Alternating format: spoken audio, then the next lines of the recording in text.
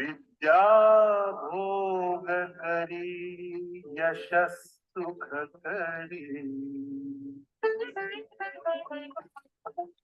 विद्या गुरुना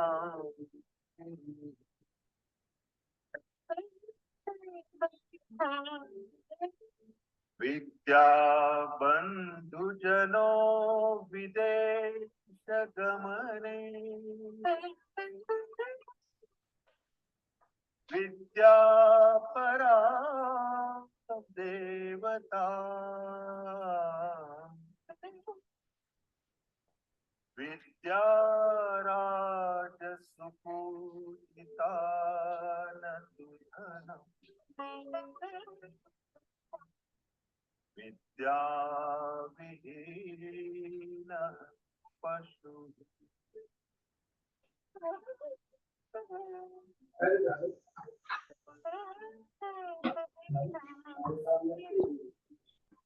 विद्या मनुष्य का सही स्वरूप है। वो अदृश्य गुप्त धन है। विद्या सुखदा है, यशदा है। विद्या गुरुओं की भी गुरु है। विदेश में विद्या बंधु जन समान है। विद्या परम दिव्य तत्व है। राजाओं में धन का नहीं बल्कि विद्या का आदर होता है। अतः विद्या विहीन मनुष्य पशु समान है।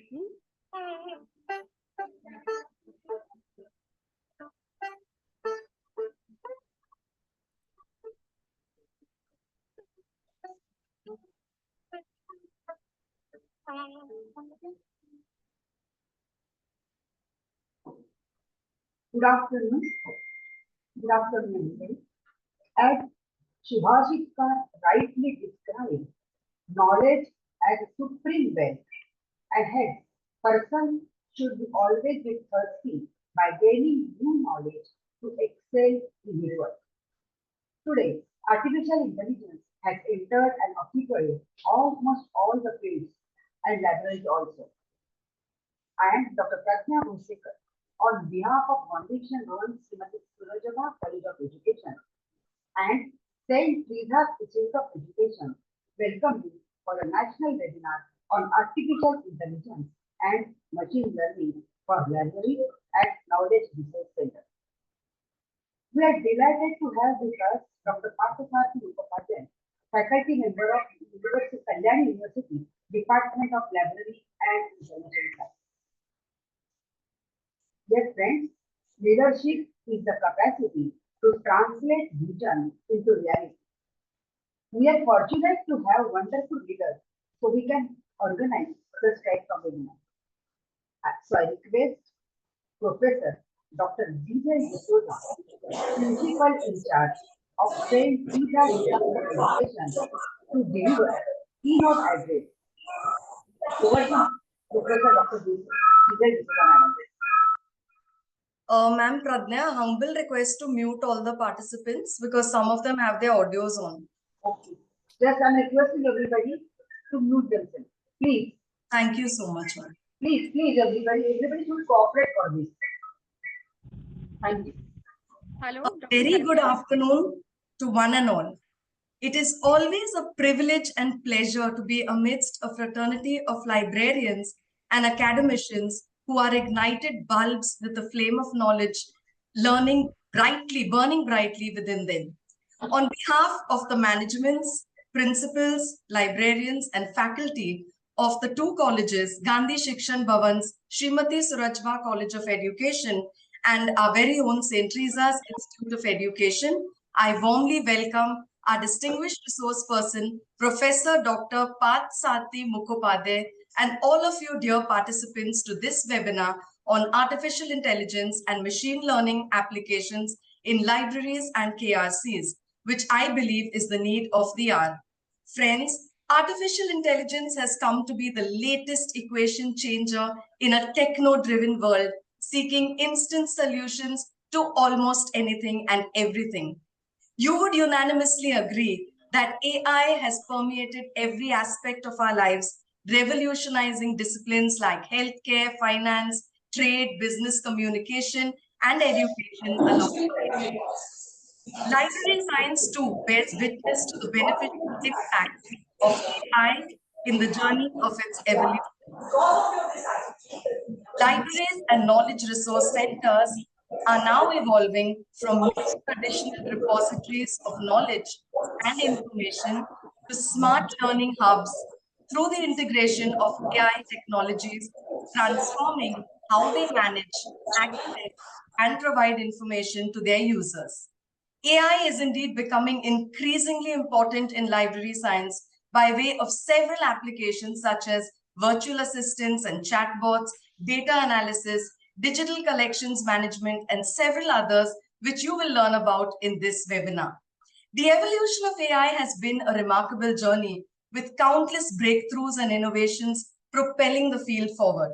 From its very humble beginnings in the 1950s to the sophisticated deep learning models which we see today, AI has transformed industries and our daily lives in ways that were once unimaginable.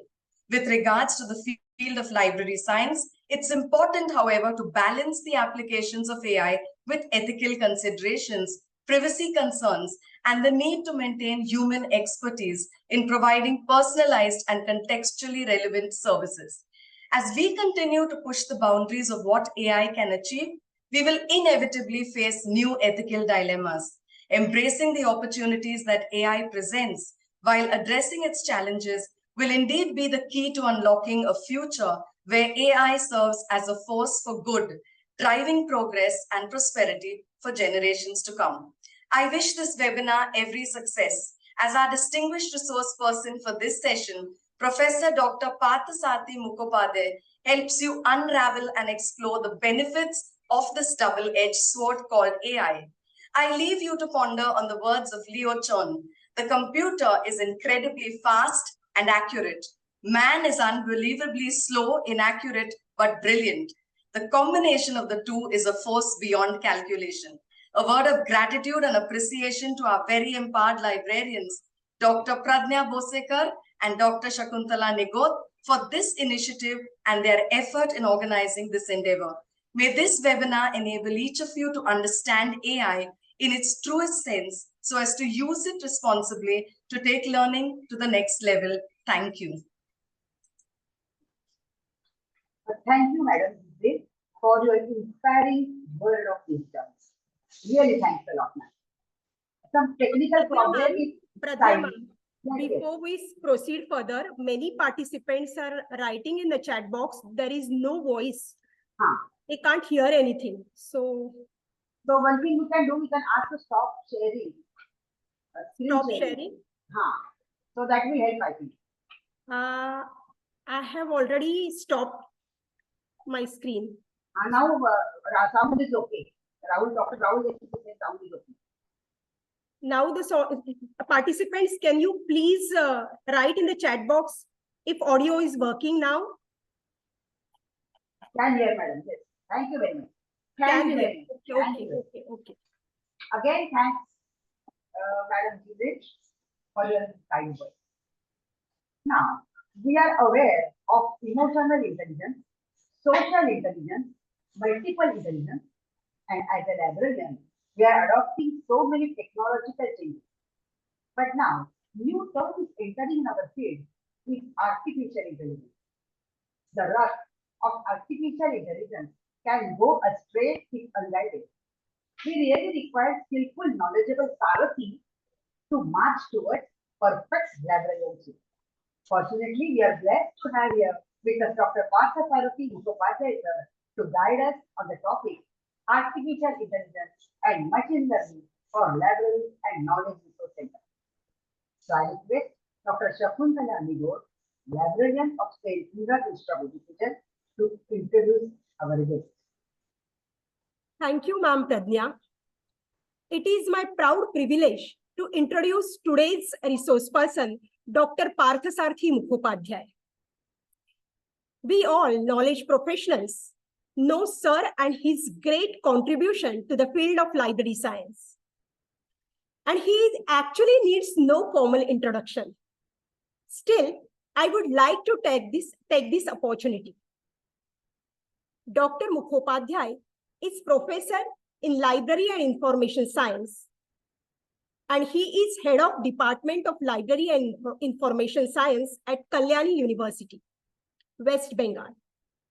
Professor Mukhopadhyay is recipient of Best Young Library and Information Science Teacher Award given by Indian Association of Special Libraries and Information Centers.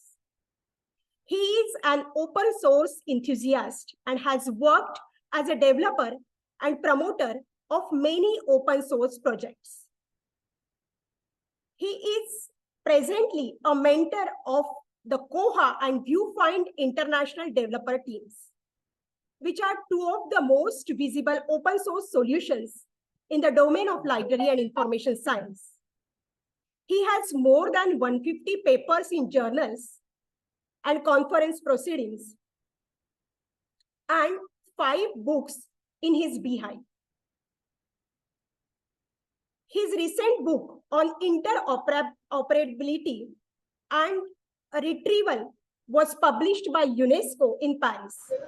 Professor Mukhopadhyay acted as metadata consultant for National Digital Library of India, hosted by IIT Kharagpur.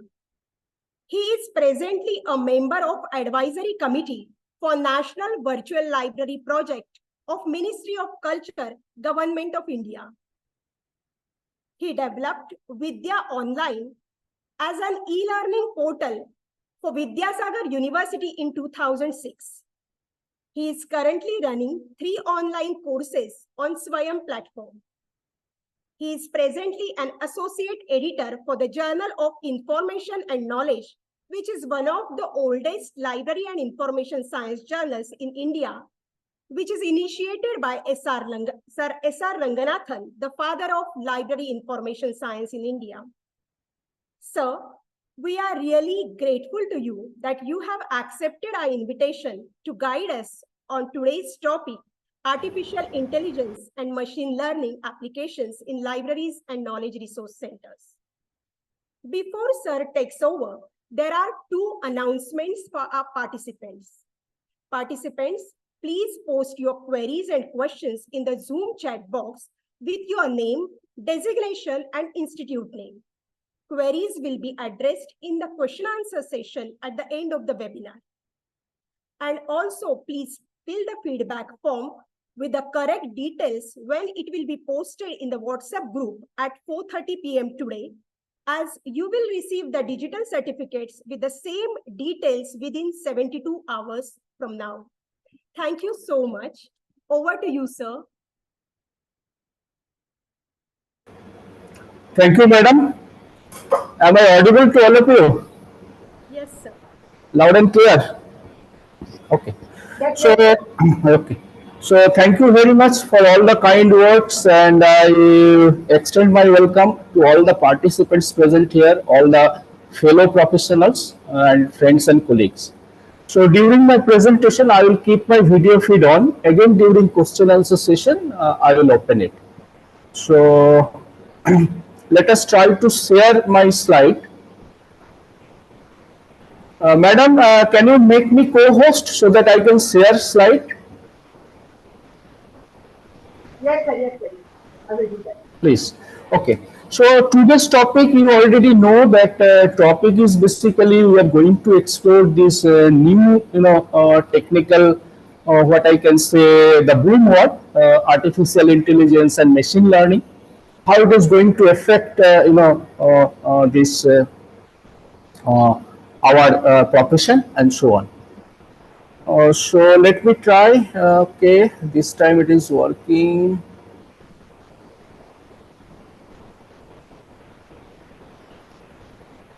Please someone report me when you can see my slide. Yes, sir. We can see. Yes, sir, you can see. Okay. So before starting, the deliberation, I would like to extend my heartfelt thanks to the organizing committee, a group of 2 institute basically, for organizing such a, what to say, a seminar on a befitting topic like AI and ML. I am a researcher in this domain, but not a very old researcher in this domain. I started my work some 3 years back during COVID period, and explore something that I am going to share with all of you.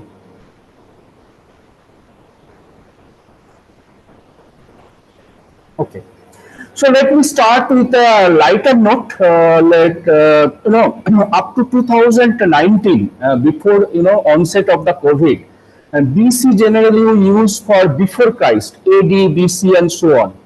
Now in 2001, when COVID came, BC stands for before COVID. Everything changed after COVID, and basically before COVID and after COVID became two different, walk of life or lifestyle rather. Then in 2023, with the introduction of this AI/ML in the public domain, now BC stands for before ChatGPT, because I am quite sure you are all library professionals here and you are already exploring different facets of ChatGPT, how it is working. Because AI/ML is with us for the last 3-4 decades, but it all of a sudden it became a public talk because of the introduction of AI/ML in the public domain. And ChatGPT, the OpenAI, who basically developed this ChatGPT, they initiated that in the public domain. Now we can explore, all of us in the society can explore what AI/ML means for, and what is generative patent transformer. Anyway, so the sad scenario of the human society is that humans are hooked. We are basically busy with our mobile and different kind of socio-economic academic network, and machines are learning. Although it's a joke kind of thing, but there is a pinch of reality in the present society that humans are not learning, but machines are learning.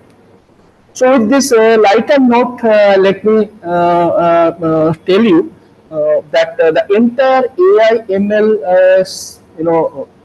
technologies, tools, techniques, philosophies can be distinctly divided into two broad groups.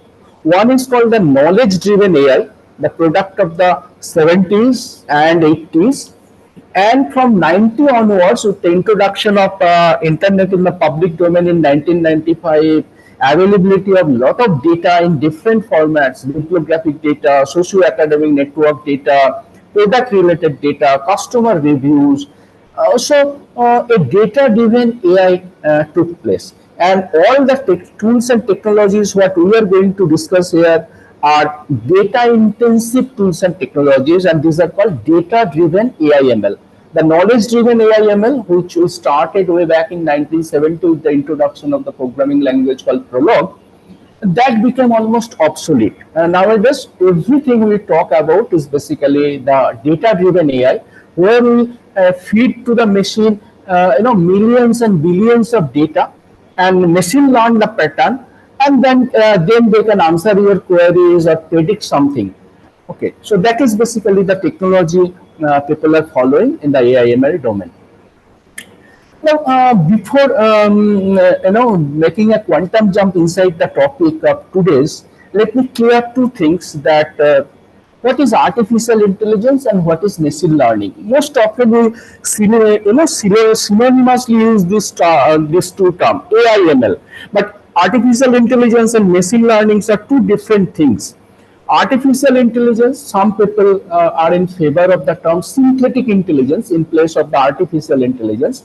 So it means we are doing something, or we are trying to imitate the human intelligence inside a machine, particularly computer. So a computer is tackling or handling some situation what generally a machine cannot do. Machine cannot take decision, but that particular AI-enabled machine can take decision on the basis of a set of data, or predict something and then act accordingly. So that is artificial intelligence or synthetic intelligence, what many people prefer. Then what is machine learning? Machine learning is basically a subset of artificial intelligence. This is the technique through which we feed data. We tell computer how to identify the pattern inside the huge volume of data through different kind of analytical techniques. and a kind of analytical model building. So machine learning is a subset of artificial intelligence which helps us to build the analytical model. Then that is actually acting as an input. So machine learning is acting as an input. It provides different kind of decision, different kind of patterns with the front-end artificial intelligence. Then these two things are used for different kind of use cases. For example, when you are using your mobile phone, you are typing a few character, and your mobile phone can predict the word or can suggest word for you. So that is also artificial intelligence based on machine learning. So different use cases we can generate, like chat GPT, DALL-E, or automated subject indexing, automated classification, and so on. Now, this is actually what I want to try to share with you, that there is a little bit of AI in everybody's life. When you are writing an email, suppose I am writing this email, complicate these two sentences, then writing when is, and immediately the BART model included inside Gmail, you have all noticed it, that it can predict the full sentence. So your mobile phone can predict a full word. Suppose I have typed here TH, so it can offer me suggestion what you are trying to type, THE or THANKs and so on. So it can predict a word.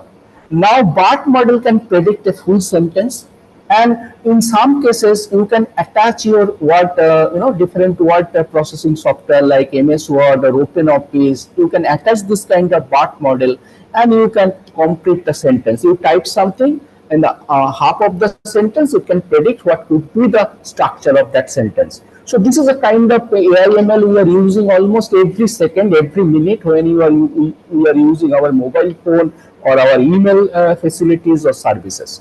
So there is a little bit of AI and ML in everybody's life in today. But all of a sudden, the entire scenario changed with the introduction of the model called GPT. GPT-2 came first, then GPT-3, now it is GPT-4. These are all, a part of a greater umbrella term called LLM, large language model.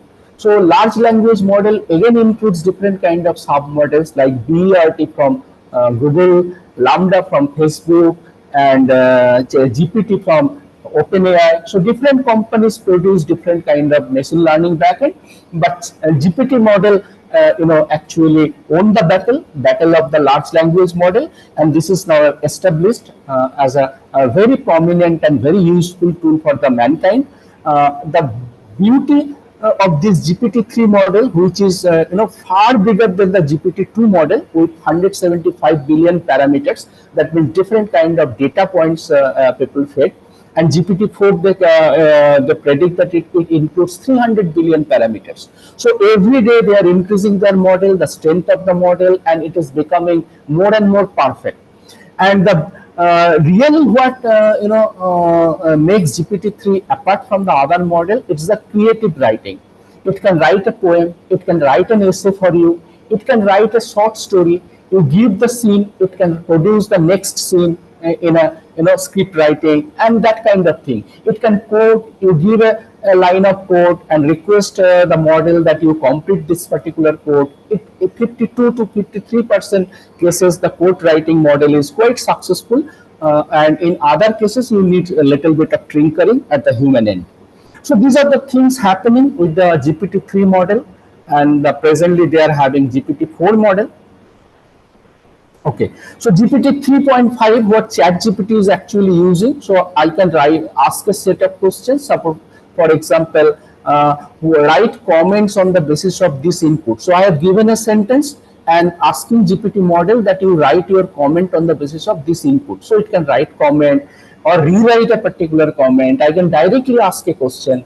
But most of the cases, this is generative text. In some cases, it is quite accurate. Very much accurate, what I can say, but in some cases it feels like anything. So it's a mixture of success and failure. Like every computer programming, it is also a mixture of success and failure. In some cases, it acts as a brilliant tool, but in some cases it feels like anything. I'll show you that where it actually fails. But the beauty is that this large language model, this chat GPT, is not a finished product. On the basis of this large language model, lot of search technologies are coming. And as a library professional, searching is our bread and butter. We are information retrieval people. We organize knowledge with the set of metadata or catalog data, and that can facilitate retrieval at the end user end. But that technology, which is normally based on Boolean model or vector space model or probability based model, is changing like anything. And the future of searching is the large language model or LLM based searching, where I can write a question, ask the search engine a question in natural language. For example, I can ask a question like this: what will be the impact of AI ML in subject indexing? So it can study a set of papers, 4 papers on it, and it can make a summary on the top 4 papers. It can retrieve data on it. I can train the model further, and it can fine tune the retrieval. So this kind of search possibilities are coming. Another model is called Perplexity.ai, again based on ChatGPT or OpenAI model. So here also I can ask a question: what will be the same question, impact of AI ML in subject indexing? It can read a set of papers and write a summary for you. But what is the difference between this elicit and here? Here you see elicit, it's producing a simple subject set of data, a raw text. But here it is producing raw text and with a set of references. If you click this one, it will go to the reference one.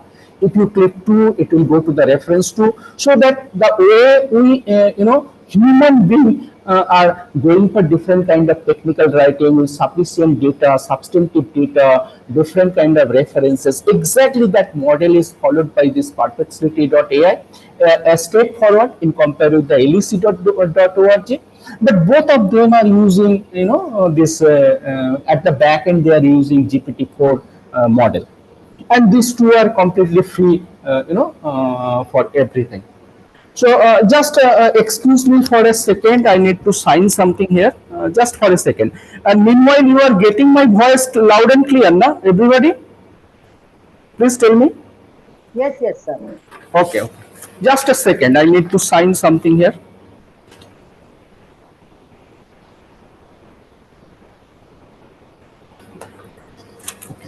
So, that is basically related with the text. And now I'm coming to another very interesting, AI model before starting my demonstration. Again, many of you may have tried it, but those who have not tried it may try it. That is called DALI. You all know DALI is was a Spanish painter, surrealist painter, and very well known for this particular painting. What is shown here. So, on the basis of the concept of DALI as a surrealist painter, OpenAI also developed, alongside the ChatGPT, they also developed a program called DALI, and which can draw a picture on the basis of a description. Suppose if I just if I go to this labs.openai.com, and during this, in this box, if I type a paragraph describing a situation, say for example, please draw a library reading room with this and this colors combination with a photograph of Ranganathan. So it can collect photograph of Ranganathan from the web. It can draw a 3-dimensional figure for me with the color combination of wall color, furniture color, everything, and can give me n number of options to select. So on the basis of the given set of description, I can generate a model in the form of a picture. This can be very useful. Please try this one, labs.openai.com, where you can write a sentence or a paragraph, and on the basis of that, it can draw. And even you can give a different kind of imaginary situations. So, for example, you can say snowfall in the church gate at Mumbai with a yellow taxi. So it will draw the background of the church gate in Mumbai. It will bring a yellow taxi there, and will draw different kind of snowfall in a real life picture kind of thing. So that is also called a deep fake or fake picture, but sometimes it is very useful in a constructive way when you try to design something or want to see different kind of models for your library or for your home furniture and so on. So now I am entering, this is called this is what I have discussed so far is called AGI, Artificial General Intelligence. Now, if we enter inside our own domain, that is library domain, so one library professional, Linda Gordon, way back in 2012, she proposed a set of, or rather she predicted 8, what to say, 8 trained of AI/ML application in libraries in the coming days, and almost half of them are quite, became quite true in the latter year, like 2020, 2021, and so on. So she predicted that we will be using AI/ML heavily for content indexing. That is called semantic annotation, automatic indexing, automatic classification at the at the foreground. Then different kind of document matching, that is search technology, recommender system. We will be using AI/ML in future. Citation and bibliometric linking or network visualization, content summarization or text summarization, quality of service, to increase quality of service, to create different kind of FAQ kind of service, question answer services. We can use AI/ML like a chatbot in the library and so on. So these are the some of the things what she predicted way back in 2014 is becoming true day by day. And another response came, early response, what I can say, came from OCLC in 2019. OCLC in 2019 produced a research report, and alongside the CLIP. So, on the left hand side, you can see the report produced by CLIP, the impact of AI and machine learning in information processing. All of these reports are available free of cost. You can download and you can read. These are very good, document. And OCLC prepared a different kind of report, what says that data science and machine learning will be merged in future in libraries, and that is happening actually. But a great responsibility lies in the hand of librarian to use AI and ML technology in a sensitive way for the betterment of the humankind. So responsibility, tag attached by the OCLC in their report. This report is available from OCLC research group, and you can download and you can read. So meanwhile, Library of Congress in the next year came up with their detailed report, and this report written by an English language professor. He is neither a library professional nor a computer scientist. He is presently an associate professor in a university in US, and this report is written by Dr. Ryan Cordell. So Ryan Cordell is an associate professor in English at Northeastern University in US, and OCL Library of Congress given him responsibility from the reader's point of view. As a reader, what are the change he is predicting in future? And it's a very, very good report from the point of view of a user-produced report. A Library of Congress opened up this particular report. You can download, you can read machine learning plus libraries, a report on the state of the field. A very interesting and all-encompassing report created by Ryan Cordell. Then came the IFLA. So IFLA produced still not, they have not produced any kind of direction or guiding material, but they created rapidly in 2021 an SIG, Special Interest Group on Artificial Intelligence, and that group is basically promoting or responsible for the IFLA statement on libraries and AI. So if you are going through these 4 or 5 reports, what I have actually listed, report produced by CILI, OCLC, Library of Congress, and IFLA statement on libraries and AI, it will give you an idea what are the things coming in future. So this is all about the theoretical part what I have covered. Now this is the, we are slowly entering inside the technical part of our presentation. What I will be starting with the search engine. So search engine, there are presently two kind of search engine. One is the text-based search engine, which supports Boolean retrieval model or vector space retrieval model, and it can search accordingly. But there are a lot of AI-enabled search engines are coming. One is semantic scholar, other is wisdom or lens. So I'll first show you that what is this AI-enabled capacity of this three search engine, particularly semantic scholar and lens. And then I will go for this question and answer based or Q&A enabled search engine, Elicit and Perplexity, what I have discussed earlier. So let us start with the search engine. Then we will be slowly moving towards the literature gathering, how automatically we can collect and select literature through different kind of network visualization. Usage of browser extension as a finding aid, as a recommender system, citation grouping, and then these are all simple things that we can exploit or use by using our browser. We don't need any kind of software, no installation, only browser based application. Group 1. Then we will be moving to the group B, where I will be showing you that how different kind of advanced level operation we can do that. For example, text categorization that we call technically named entity recognition. I can throw a set of text and it can predict different kind of entities from therein, which can help us in subject indexing. Then sentiment analysis, I can throw a set of reviews related to a set of books, and it can tell me whether it's a negative review or a positive review. On the basis of that, we can select our books. Similarly, different kind of machine translation.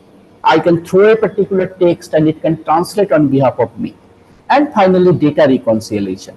So these are the simple installation required. We will be using a tool called OpenDefine, and every tool, every software I am going to demonstrate before you are available as open source, and it can run equally well in Linux operating system as well as in Windows operating system. I am showing you here things from a Linux machine. That does not mean things are only available in Linux platform or Ubuntu platform. You can utilize all of these tools in your browser, any browser you are using, Google Chrome or Firefox or Microsoft Edge, or any operating system you are using, Windows 10, 11 or Ubuntu.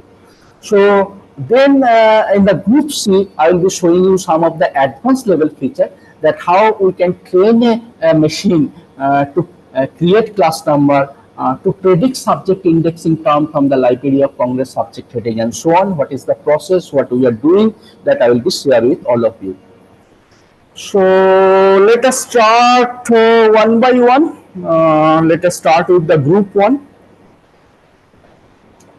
And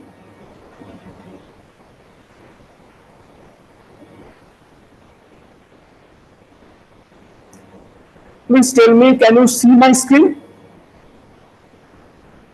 Can you see the browser? Okay, fine.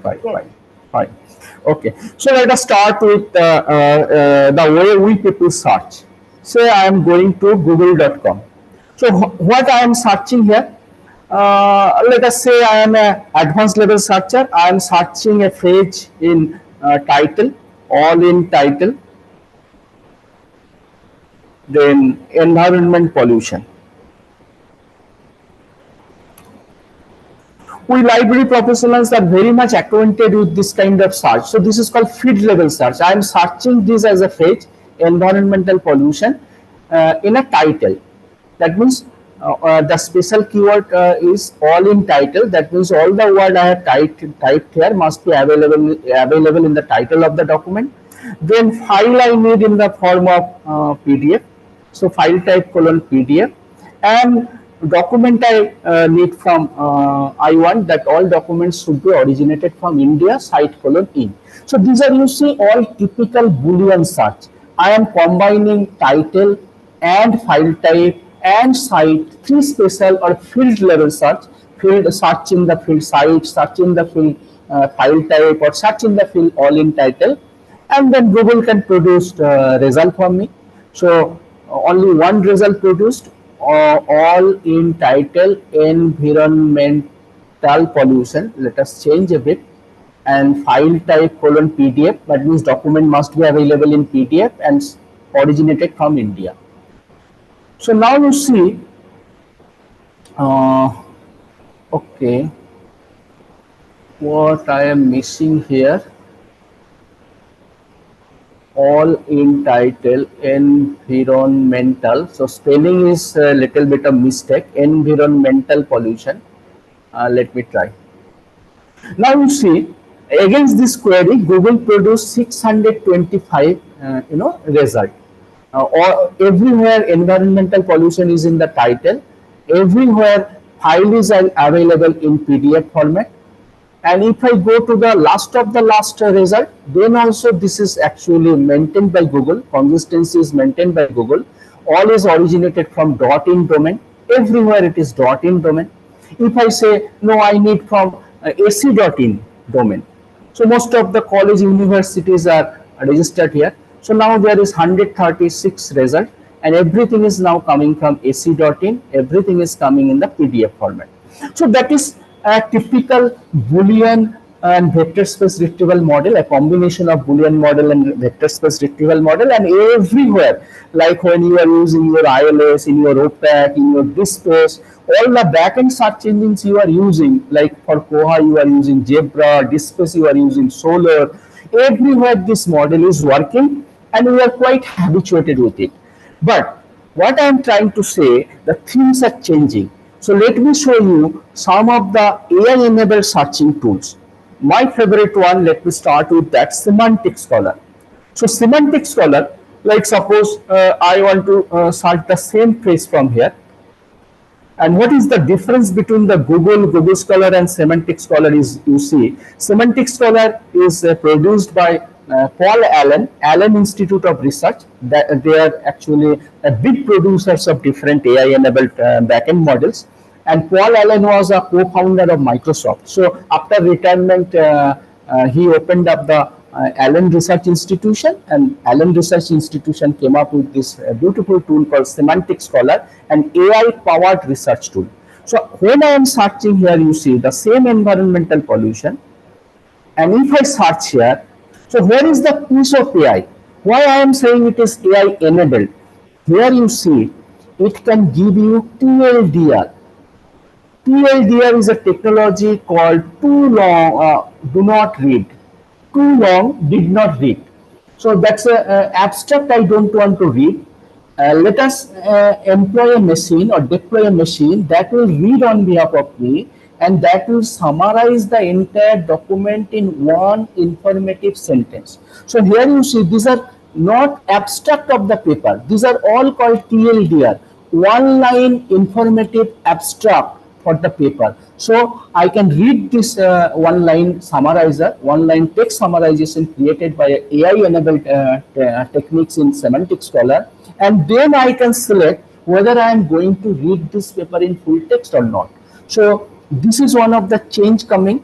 So it can automatically summarize the content of the document, and in most of the cases, this TLDR is working beautifully.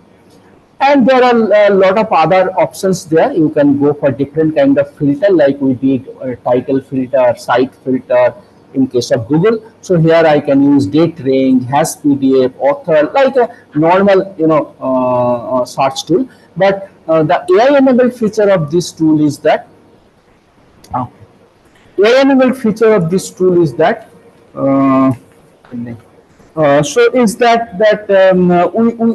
we can have additionally a one-line informative sentence for this entire full text document. So please try this one, Semantic Scholar. Then another beautiful tool, again in the line of data analytics, AI-enabled data analytics, is called Lens.org. So Lens.org, let me, it can search patents, scholarly works, profiles, means that expert profiles like our Vidyan database or IRNS database for in Flipnet. So I'm selecting here scholarly works and searching the same phrase, environmental pollution, or make it little bit of specific. Environmental pollution is a very common phrase, arsenic pollution. Now if I search, like a traditional search engine, it can retrieve all the documents related to arsenic pollution. That we can do with any bibliographic database like Web of Science, Scopus, or Google Scholar, or EBSCO. You can do. You all know, as a librarian, that you can do that. But what additionally you can do here, just a second.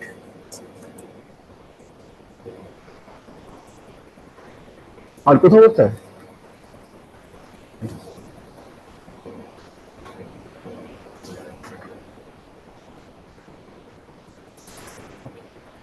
So just a second. Okay, let us start. So this is the all 1566 number of result it actually retrieved from here.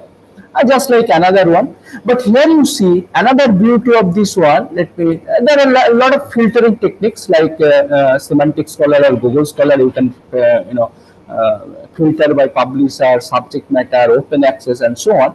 But that is not the AI enabled thing. The AI enabled thing, all of this 1566 number of scholarly work, I can all on a sudden in one go, I can go for data analytics. And the moment I click here, you see table, list, and analysis. The moment I click analysis, it is this result, 1566 number of results are going to the backend AI tools and techniques available with the lens.org. And all these tools and techniques, search facilities, what I am talking before you, all are open access, all are free to use. So as a librarian, you can feel free to explore this. You can feel free to introduce your own users, your faculty member, research scholars, students with this new generation of AI-enabled search tools and techniques. Now here you see, after a little 2-3 seconds, it can analyze the entire arsenic pollution document, all 1566, that from which year it started actually, who first reported this concept, and how exponentially the document in the field of arsenic pollution are increasing. Then who are the most prolific research institute, or who are the most prolific research institutes of the domain, including IIT Kharagpur, and there are different other organizations from India. IIT Kharagpur is doing a great job here. Then it can predict that who are the most active authors. So this is most active authors. Who wrote this particular author, who Barmard wrote 13 papers followed by other persons. So it can produce citation of the scholarly materials. Then arsenic pollution is a multidisciplinary field, chemistry, biology, environmental science. So it shows that how many documents are coming from which particular domain, a tag cloud kind of thing, automatically it can generate. It can show you that from which country how many papers produced. From India, out of this 1556, 171 paper came from India, but highest came from China, 408, then followed by the US, 111. So all on a sudden, without going any kind of bibliometric or scientometric study, the researcher, a general researcher, they can analyze the entire things by utilizing this freely available AI tools and techniques. Then what the top journals producing great result on arsenic pollution. So any domain, this is not that it is available on this particular domain only. In any domain, you can go for this kind of situation. So lens.org. And another tool, what I am going to introduce before you, the last of this, bibliographic AI-enabled bibliographic tool is called Wisdom. Wisdom.ai.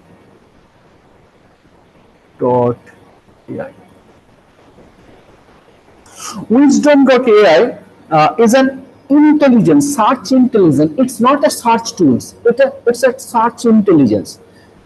From Wisdom.ai, you can determine the open access trend, Olympics trend, Brexit trend, this kind of trend. What is the trend of a given research? What is the trend in the library automation or library service platform? That kind of document you can generate, and even you can predict, the output of a particular institute. Say, for example, from this one, I can select institution. Then I can search for institutions. So for example, my university, let me search. So I am searching Kalyani University. So nothing is coming. So if nothing is coming, then you need to, render your search University of Kalyani. So now you see University of Kalyani. Similarly, you are searching for Bombay University. If you are not getting something, so you can search University of Bombay or your own college. The moment I select, so it's basically a research intelligence engine. So it can predict the or it can generate that how many publication originated from these organizations, 7.6. What are the total number of researcher, 1.7K, and what citation received in a nutshell, 80.4K. What is the production in different year? How citation relative citation ratio is increasing? How it is getting collaboration from other countries? What is the percentage of non-open access and open access? Different kind of related research work. So you can all on a sudden you can see the focus of a research institution or university, arsenic pollution and homeopathy, micrographic function, and so on. What are the top journals of choice by the researcher of KU? Who are the top publisher for KU? And different kind of thing. And even you can compare to different institutions. So for example, if I say in different years, 5 years, 10 years, 20 years, 60 years, and so on, and there is an option called comparison somewhere here. So you can export here. Say for example, compare. So here University of Kalyani. Now suppose I am comparing with another nearby institute called University of Bhavan. So it can now compare. So 20 years, 20 years. Say I want to compare for the last 10 years. So see the result. Automatically it can show me that what is the number of publication from here and from there, number of collaboration, open access versus non-open access, top journal for the two institutes, and so on, and different other factors you can include. So this is a search engine, but mainly utilized for the search intelligence. So you can see the performance of your institution or any given institution, or compare a group of institution. So this is one kind of thing. Now these are all search engine, mainly bibliographic search engine with AI enabled tools and data analytics. Now let me show you some purely AI enabled search engine.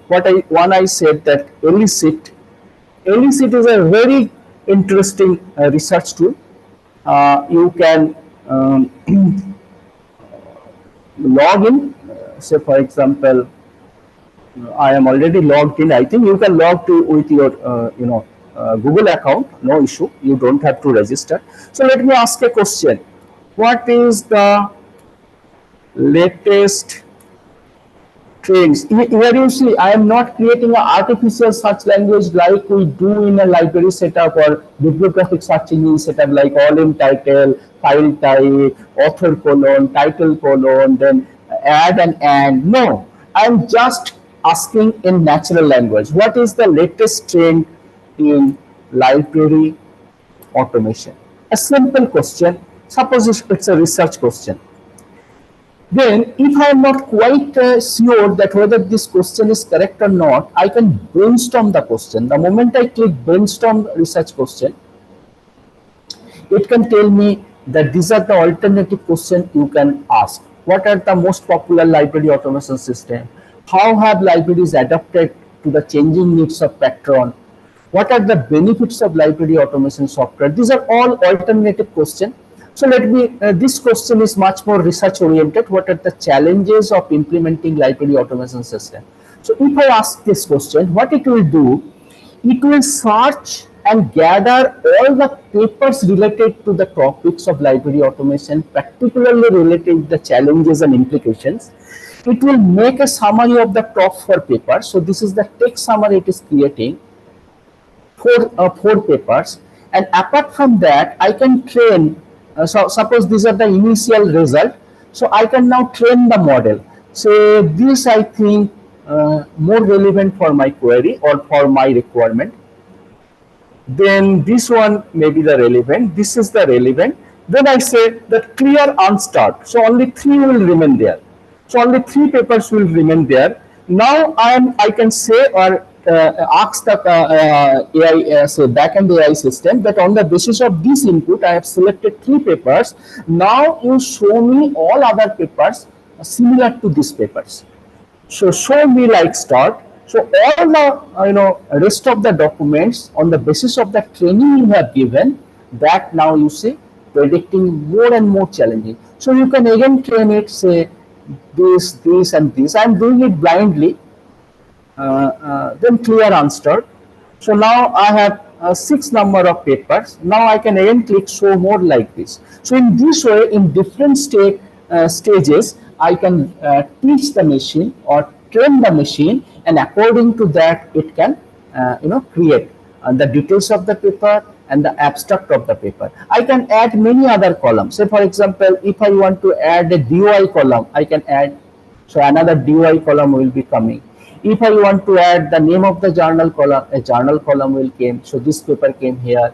This will show you the link to the PDF if available in open access. So it's a completely different kind of search engine. And at the end, you can export the result either in BibTeX format for your Zotero or in CSV format, plain CSV format to open in your MS Excel or some other spreadsheet software. And you can filter also like has PDF, sort by, and so on. So this is one thing.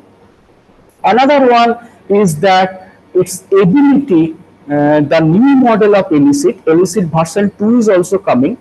So suppose I am again going to Elicit to show you the latest version. So this is the new Elicit. If I click that, you go to the beta site. So there is one particular advantage available. You can see here, I can upload my paper. Suppose I am a researcher in this domain and I found that these 5 papers are very important for my research work. So I use this Elicit new version. I can upload, I can go to my library. So this library I have already uploaded a few papers. Or you can always add papers on the basis of this one. If you click that extract information, so you can select paper, add papers, and so on. So adding paper requires some time because PDF will go there, it will be uploaded. So that's why I already uploaded a few 5 papers actually, 4 papers actually. All belonging to the automated subject indexing, as it is an AI kind of situation. So now if I click that new workflow, if I go to the library and if I select all the papers, I can always add paper. I can delete a particular paper. Say for example, this paper I don't need. I can select and I can click delete. I can add any other paper, but for this you need to log in, and you can utilize your Gmail account to log in. Now if I go back again to the library, I can now click extract information from PDF. Then I select all the papers. Then I click extract information. So now it is reading all the papers and extracting information, and I can add columns. So for example, this is the paper detail. I want what is the summary of these papers. I can type summary, create a column summary, and I can save it. So automatically it will read the paper on behalf of me, and it will create a summary for each of this paper. And that's not all. I can add many other columns. So again I can click column. Say what is the outcome? What is the limitation of the study? So it can now add limitation of the study if it is getting one. What is the outcome of this particular paper? And in this way, I can go add on column against thousands and thousands of paper. The limitation is presently 100 for the free. If you are a paid member, you can upload unlimited number of documents, but 100 is just enough for a general user. So your research scholar, you can teach your scholars, your faculty members that how they can upload paper here, create their workflow and extract information out of it, and then can create a CSV file out of the result. So it is reading on behalf of us. It is creating a one paragraph summary or outcome or limitation of the paper or any other things you can add. So any number of column you can add. If something is not available, you can search it. Suppose I am searching DOI. So if DOI available, add DOI. Now save. So now you see DOI column is there, but it is trying to fetch. The moment fetching is completed, the DOI of the paper will be coming here. So sometimes it takes some times. And say for example, I also want the population. Also, population is already there. So I can, some of the common things are here already. Population characteristics in case of anything. For example, social science paper. So it can create population characteristics. All these are technical papers, so population characteristics is not available. So in this way, you can, go on adding column, and finally, when your task is over, you can save as a CSV for your further reading. So the next one, what you can use is called perplexity. Perplexity is again slightly different from this elicit, although they are based on the same model, same GPT-4 on the supplied by the OpenAI. So now here I can again I can ask a few questions. What are the possibilities of automating your research question? You can type in natural language. What are the possibilities of automating library classification? Then to see, it is actually seeking all of this paper it found related to this area. All of this paper it actually summarized, say 7, 8 number of papers, and the difference between elicit and perplexity is that elicit do not give you references like a human being. Here you see it is actually writing every reference. Suppose this particular statement, with the help of automation tools, librarian have been able to address. So from where it is coming. If I click reference number 5, it can tell me that on the basis of which website or which paper or which academic content it is actually getting this one. Everything is referenced, and I can also write many other things like can you list a set of papers on library automation in APA format? So this you cannot execute in a typical bibliographic search engine. Now you see what happens. So the moment I ask this kind of question, it is creating a list of reference, and as I said, APA edition, so it is exactly matching the APA. And if I want to use it, I can directly copy. I can open in any of the Word format, and I can paste it. So exactly in APA 7 format it can produce, and these are all real paper. I checked a set of papers many times, and it is producing a real set of documents, every set of documents available with their DOI value. So these are the things available that we can utilize, that we can teach to our students, scholars, and faculty member for their research productivity, to increase their research productivity. And I can upload a set of paper as I shown, and it can make a summary of this paper. Like the upload paper is also available here. You just enter there, and you can create your collection. You can upload your paper there, and then you can make a summary. So you can export this perplexity.ai. It's a beautiful tool. Okay. So next, let me take what I promised you, literature gathering. So now, search engine, what we discussed, there are two sets of search engine, AI enabled bibliographic data sets and fully AI, question answer based, search engine. Two sets we learned, a few tools we have learned, we have demonstrated, and you can explore. This is very easy to, only browser you need, you don't need any extra thing, you just need to log on. Now, literature gathering. This is a very interesting area. Most of the cases, this request come to a librarian, and that can you give me a list of references on this area, that area in such and such format. These are the 10-15 documents I am having. Can you extend these data sets on the basis of the input automatically?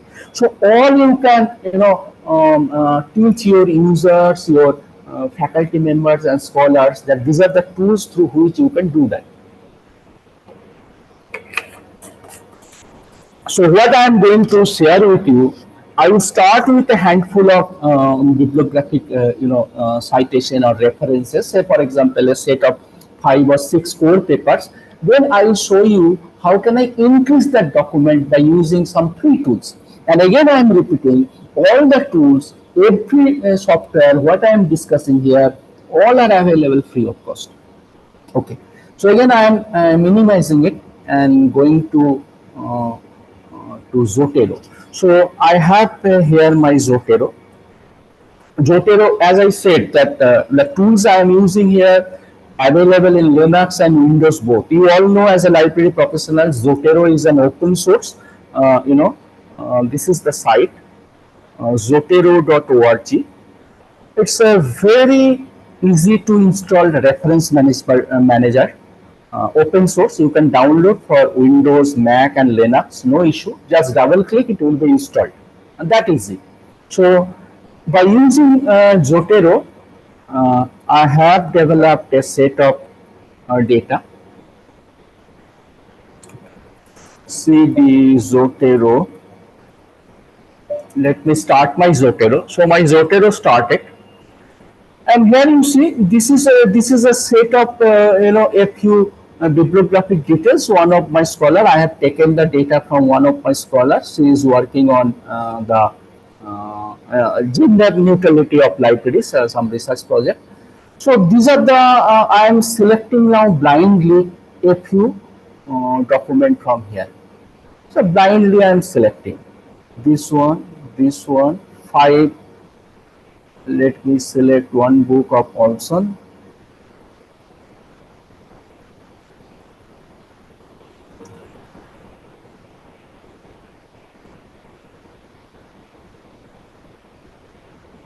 So the power to name. Then, so I have selected 3 documents. I will select 5 only. A few important paper I am trying to select from here from my Zotero, and I am assuming every one of you know Zotero. This is a reference management tool. You can directly fetch data on the basis of ISBN, DOI, or you can directly type your record here, book, journal article, and you can produce that in your writing. So suppose this 5. Now 1, 2, 3, 4, 5. This number of document I have selected. Now I can click here and ask for a tool called Insightful. So there is a plugin called Insightful. Insightful is a free web services for reference gathering, automated reference gathering and network visualization tool that I can integrate with my Zotero through a plugin. The plugin is also available from insightful.org. And this is the site called Insightful. Insightful.xyz. So this is a intelligent reference management system powered by AI tool. So here I can import the text data, or I can type any DOI, and it can discover related things. So how it is working? So this is the plugin you can download. Here you can see if you see Zotero plugin,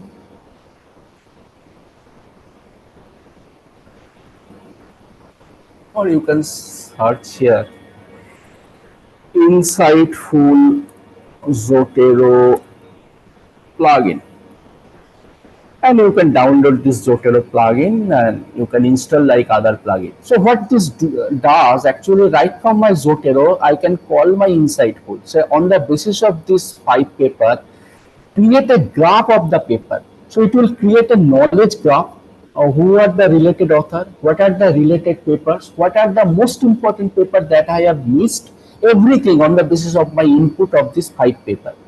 So suppose you are having 25 core papers, you can utilize that in this way. So these 3 paper actually it found in its database, and it immediately created a network. You see here. And bigger the bubble, better the paper in the sense more citation reach. So bigger paper actually receive more citation, and it can also predict that what are the similar papers available, any of this on the basis of their relevancy score, similarity score, so that you can take a decision. But most important thing is that this one, out of this data set, it actually created a two columns. One is called the most important paper I have missed, and review papers. Review papers are of special interest for a researcher. So one such paper review 100, 120 articles. So initial doses, researcher want more and more review paper for reading. So it can identify what are the review papers available, as well as it can tell me what are the important papers. Now you see here, initially I have created with 3 of these papers. I thrown 5 papers, but it found from its database only 3. So that's a limitation. So now suppose this paper I think relevant for me. I can click on it.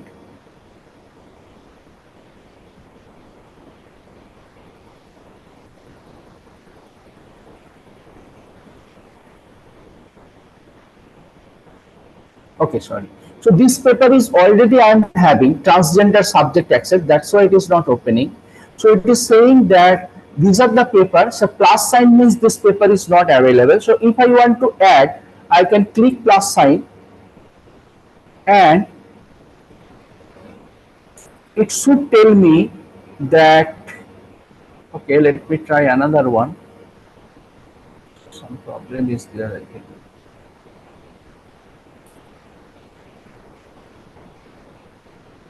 These are the institution, top journals, everything it analyzed actually on the basis of my 5 input, and amazing. So the moment I click here, it will tell me that add paper. The moment I add this paper here, it will increase in my list. Previously it was 3, now it is 4. Now I want to add another important paper, say this one. Another of this paper, and again in this fashion it will show me a add button here. The moment I click add button, it will go there. Okay. So in this way I can go increase my collection, and at the end of the day when my job is done, I can save it in BibTeX format and RAS format, and again come back to my Zotero to add those references in my collection. So I can start with my 10 papers. I can fetch data automatically on the basis of this graph structure, and I can do it. Another tool in this line is called Research Rabbit. Research Rabbit is a very interesting tool, and if you are not using it, an AI enabled tool, if you are not using it, it is basically you are missing something. Okay, so this is a research. This is Research Rabbit. I can log in, and you need to log in. And the moment you log in, you can create your collection. If I click this collection button here, I can say I can create a collection called Mumbai AI. So a collection created called Mumbai AI, and it has nothing. And I can add all of this paper here. So for example, from my entire Zotero, I can export this collection. Say these papers I can export item in any format, bib text, bib text or RIS. So suppose I am creating one test in the desktop with this 5 paper. I can now click add papers. So it will say me that you can add a bib text file. The moment I select it and go to my desktop, so this is the test exported, and all of this paper, 3 papers actually will be added. Interesting to दाखवायचं. So the moment I add this, sometimes it may raise a question that this is no DOI and etc. So I just ignore that one. If a paper has got DOI, it will be easier. eyes का no change डाल दे. Can you mute yourself? Who is talking? Okay. So now you see here, on the basis of this minimum data, 4 data I have given, it can predict 1196 similar work. What are the earlier work? What are the later work? 7 authors are associated with this 4 paper, and it suggested another 17 authors of the domain. And the moment I select any of this author, all of the paper will be coming, and I can see the published document, and I can add this paper. I can check the abstract, I can check the comment, and if everything okay, I can add the paper, I can check the network. So I can read the paper on the basis of data I have given. It on the basis of a AI tool, it automatically generated what are the similar works. I can check the abstract. It can create a network of graphics that I can zoom in, zoom out, and I can check who are the paper. These green papers, green colored paper I am already having in my graph. This blue color paper I don't have. So from here also I can select. So this is the paper. This is all about the paper. Then I can click add to Mumbai. So another paper added. Then I can move to this paper and click add to Mumbai.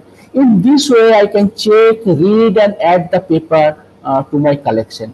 This is a very, very useful tool, AI enabled useful tool for increasing your reference base, particularly for literature review, for writing a paper, or rather to teach you as a librarian. This is our responsibility to share these tools and techniques to our users, faculty members and researchers.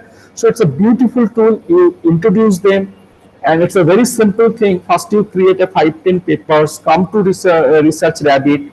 Research Rabbit is the name, researchrabbit.com.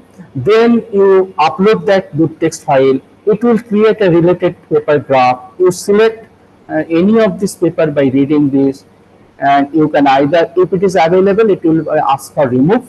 If it is not available, it will ask you to add. So in this way you can go on adding, and when you are thinking that okay, enough is enough, I am almost done, so then you can export the entire paper. You can select, you can check abstract and select all, and then you can export in bib text, and you can bring it back to your Zotero. Suppose I am selecting this one, save file. Again I am keeping in desktop, so Research Rabbit, save. Now I can come back to my Zotero. I can create a collection, say test, and this is available in desktop, I think, desktop Research Rabbit. So this is Research Rabbit. So I can open in a text editor. I can select all, copy, and come back to my collection and click file, import from clipboard.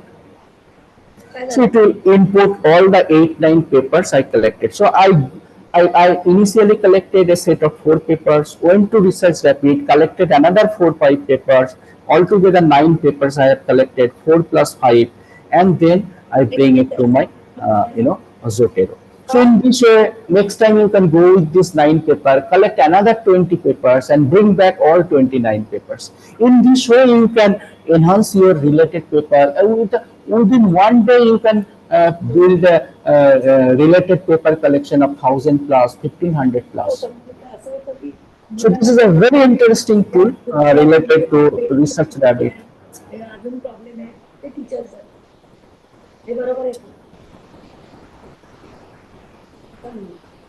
तुझे नाजूक तू पायाला इंगी जाऊन उभी राहा पाण्यात नको जाऊ त्याला लावून जा तिच्या खेळायला कोण सांगितलं तुला थोडं इकडे तिकडे उचलायचं कर आणि जा आणि तिथे sorry to interrupt sir from Suraj मध्ये it's talking continuously It's a bit disturbing. Lot of disturbance Suraj मध्ये please mute your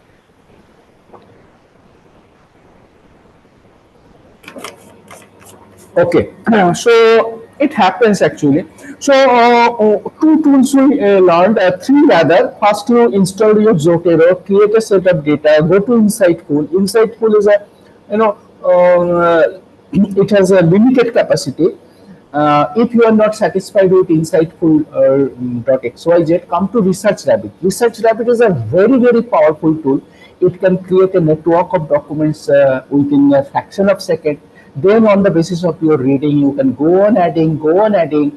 In normal cases, it may take you 6 months to prepare a data set of 1,000 records related to a research area or area of investigation. In this tools and technique, it will take only 1 day, 24 hours at the max. So this is another AI enabled tool. Now let me go to different kind of browser extension. There are lots of browser extension. I am going to show you one most important called Recommender. So Recommender is a production from Core. Core is a cooperative repository in UK. All institutional repositories in UK are handled by Core under GISC. So they have produced a beautiful recommender system. Let me show the use of it. It is also AI enabled. So I am now going to show you, say, I am going to Science Direct. ScienceDirect.com, as a library professionals, you know, this is one of the most important full text database from Elsevier, and many of the libraries are subscribing it. But unfortunately, it is a paywall system. It's a full text database, but you need to subscribe, and subscription cost goes around 22 lakhs to 30 lakhs, depending on the set you are selecting. Okay. Now, suppose I am searching here something on, again, arsenic pollution.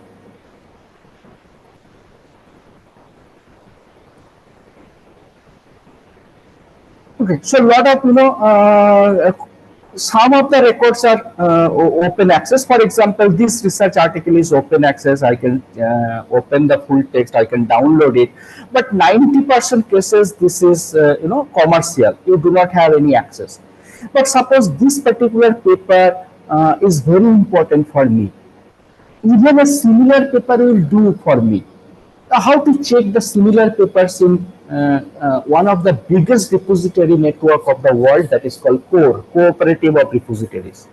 So here, what I am going to show you, I am now closing this one. I will go to Firefox or Google Chrome, any of these tools, all are available. Say Firefox extension, CORE Firefox extension.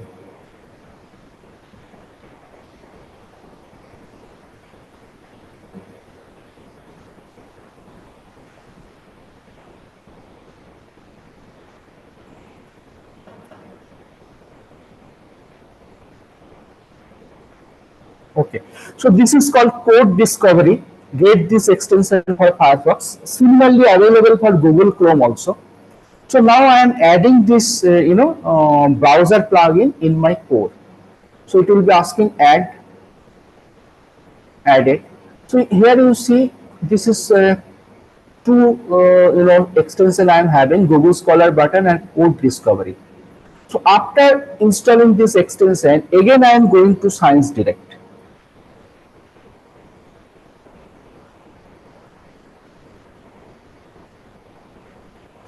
ScienceDirect.com.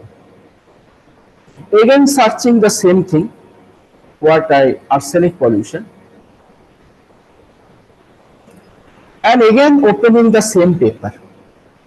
Now here you see a code extension is here. If I click, it will tell me similar paper found, and the moment I click this one, it is going to lead me to the similar paper. So it need to wait a few seconds. So it says exactly this paper is not available, it is commercial, but similar paper available in open access that you can check. So any of this paper I can select, and it will lead me to the full text of the paper from the code. So this is available from the code repository. They have millions of documents across the Europe, all European country.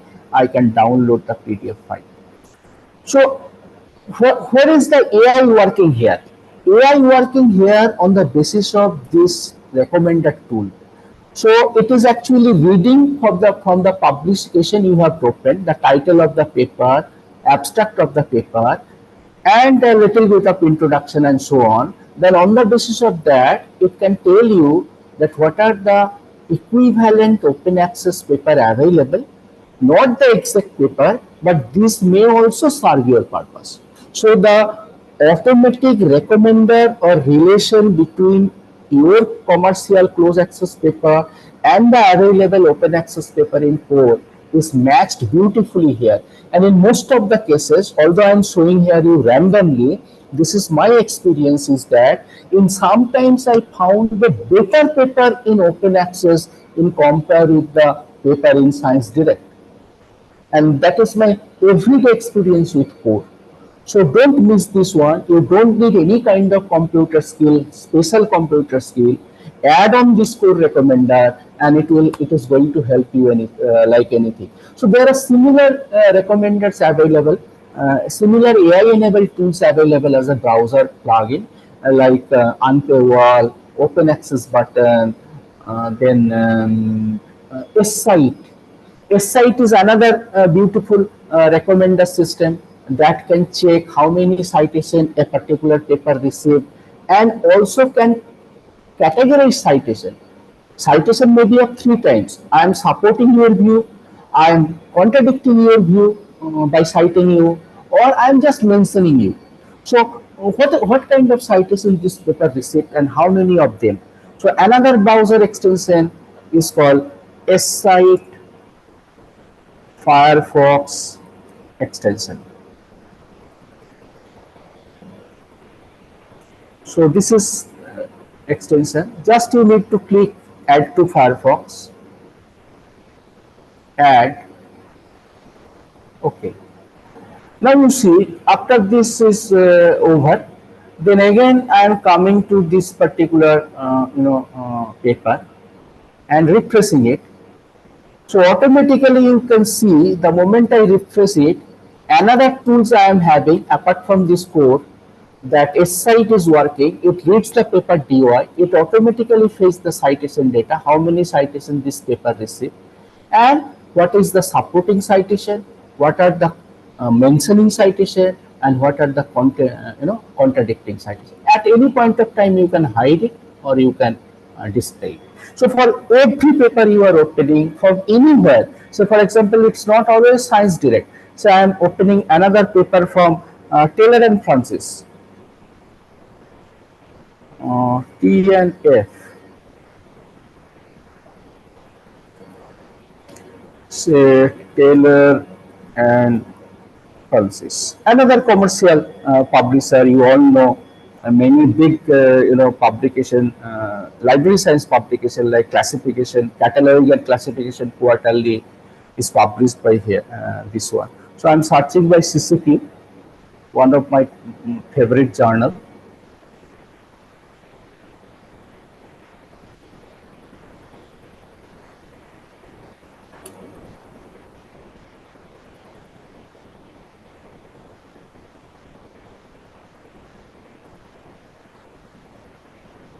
So this is the journal CCP. Any of this paper I am opening. Suppose this is the latest paper, implementing faceted vocabularies. Now here also you see similar result, and if I open a site, it can tell me the number of citation here. So it is just last week it actually published. So it's a highly let me ask a old paper. Say for example, I am asking say CC lead box.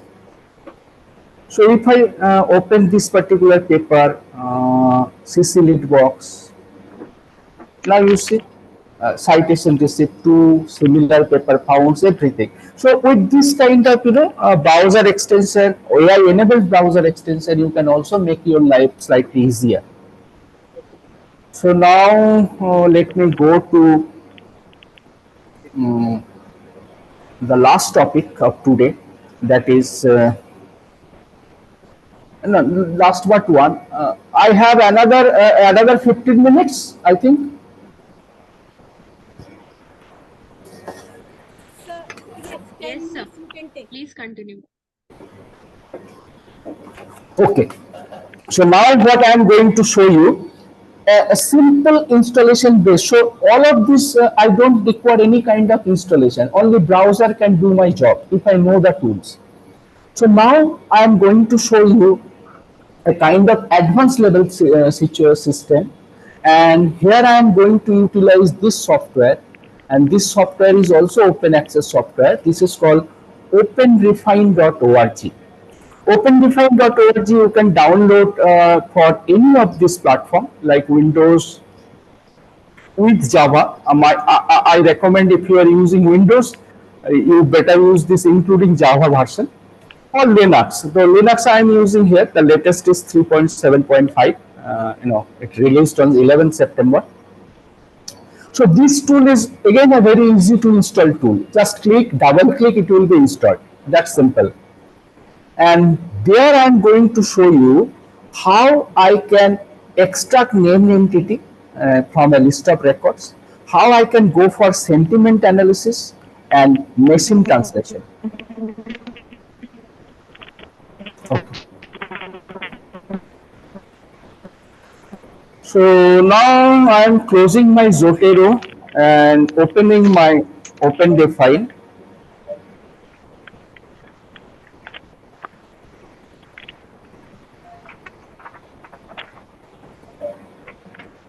Three point 7.4.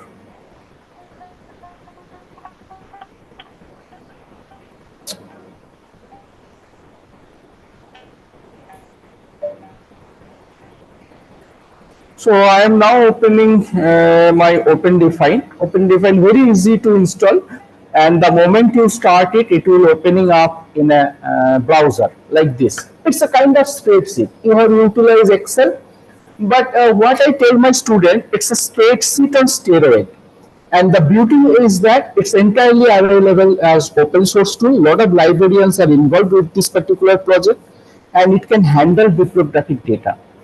Two, three things I am going to show you.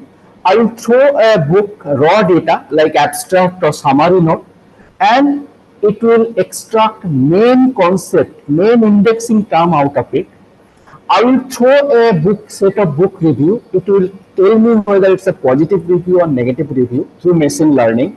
And most interestingly, I will throw it the English language data, and I can translate it automatically in any of the Indian languages like Bengali, Marathi, Hindi, and so on.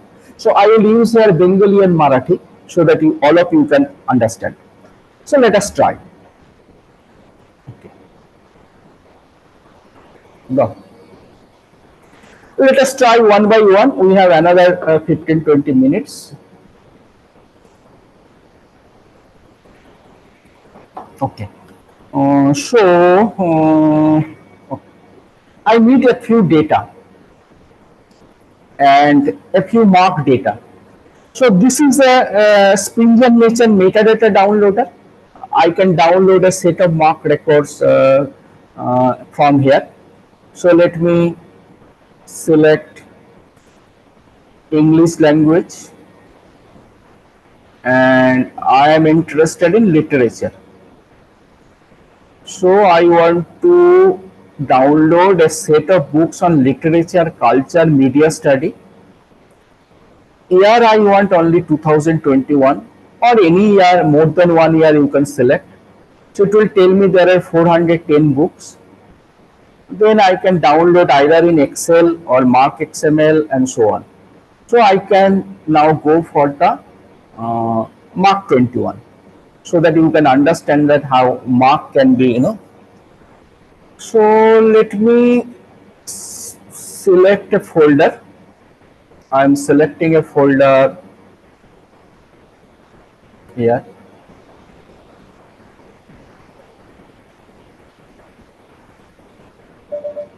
Say test.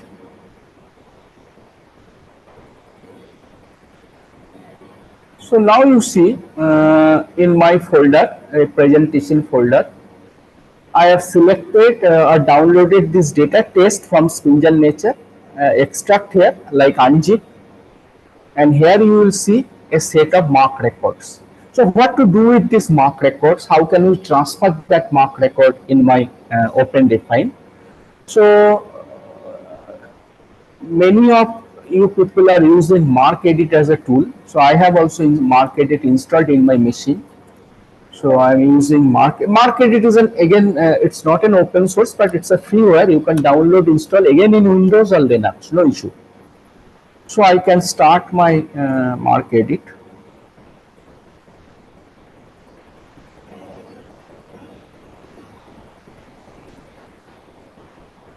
Mark editor. Then I can open this file, open, desktop, presentation, folder is called Mumbai AI, test, and say all files. So this is the mark file I am having. The moment I open, so these are the mark data you all know as a library professional.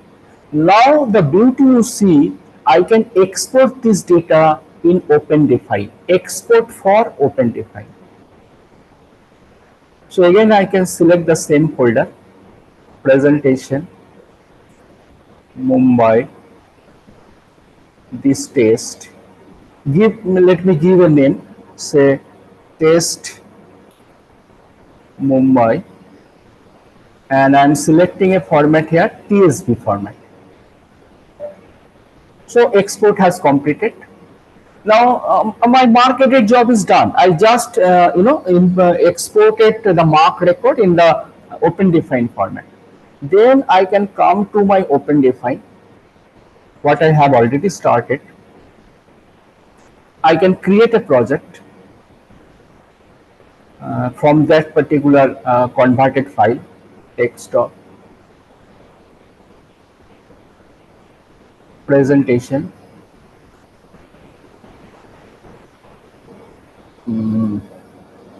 Mumbai, test. So test Mumbai.tsp, open. Now it will create a project where here you can see this is the record number 1 and these are different kind of mark field. Then there is a line gap. There is a line gap, then record number 2 will be starting and so on. So these are all record number 1, then record number 2 is starting after the line gap, record number 3 is starting after it, and so on. And these are the different kind of field. Now I need this 520 summary note. This is the note of the book, and I will throw this note to the a machine learning backend, and it will read the document, and it will tell me what are the possible entities, main concept available here. So before that, let me make this all record number as a number fit, so that, because if I throw all these records, it will take time. So I'll show you 20-25 documents only. So now I am interested in tag number 520. So I can select here tag number 520. So only tag number 520 will be coming. So all record number 1, 2, 3, 4, all 520.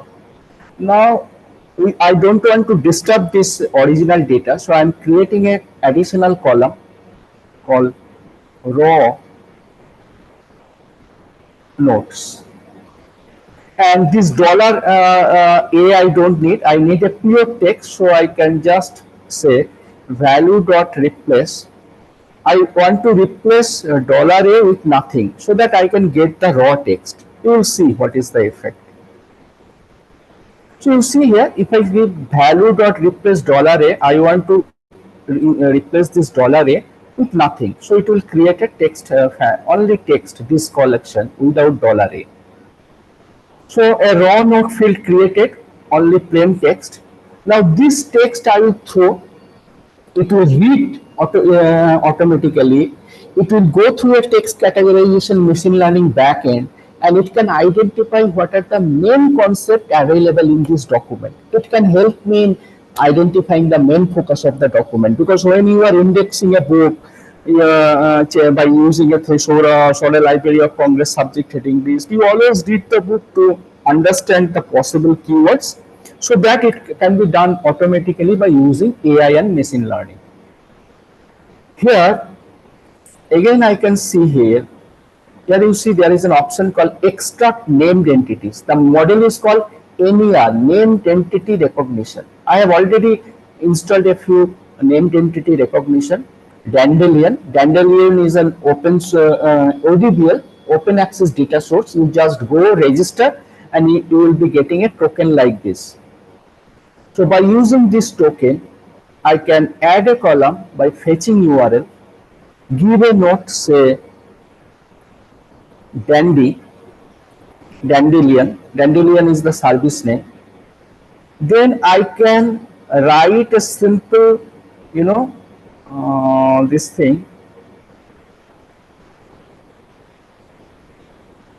Okay, so this is the syntax. Let me explain this one, what I am doing. I am just calling the API URL of Dandelion. This is called API.dandelion. These are all written there in the manual. Language is EN. What I am throwing is EN. Then text is this one, this collection of essays and so on. Then this is my API key. So API key I am adding here.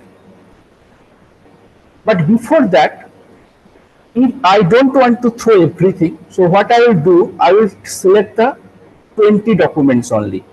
So I can always select 20 documents through custom faceting.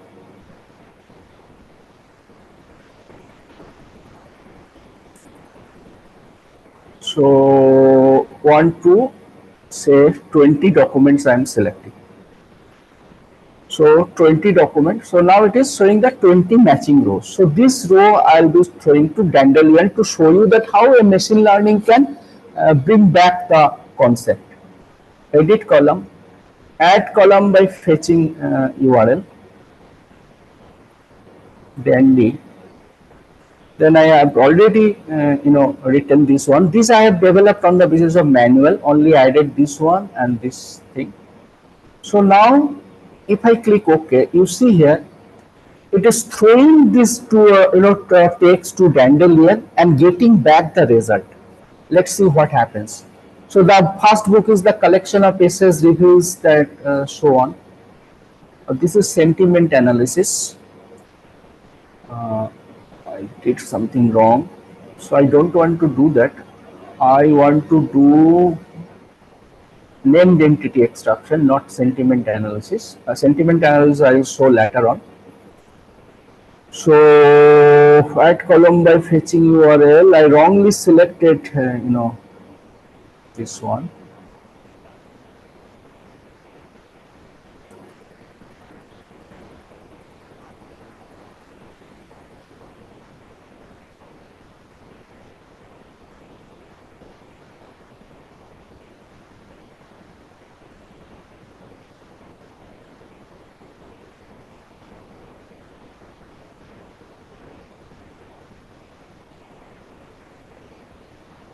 Okay, so let me try a different way. If I click extract named entities, so I'm selecting from here. From here also you can do that. Extract named entities. Then I'm selecting Dandelion and start extracting. So now it is also doing the same thing. Automatically it is getting data from Dandelion backend, which has got a machine learning backend. It is reading this text and understanding the main concept related to this document. So this document deals with, say it is saying that it deals with the politics. This document deals with the process of producing open access manuscript. This is the main focus is the Tokyo city. Here it is social influence. And everywhere you see, and from where this particular data set is coming. So for example, uh, uh, you want to know what is digital poetry. So it is actually getting data from the backend Wikipedia. So Wikipedia has a set of concepts, 65,000 plus. So it is reading the text and associating this particular concept with this text. So I can easily have a understanding that what is the focus, major focus or main focus of this book. And 90% cases it is showing me the right kind of thing. Okay, so now sentiment analysis. So what is sentiment analysis? Again I am creating a project.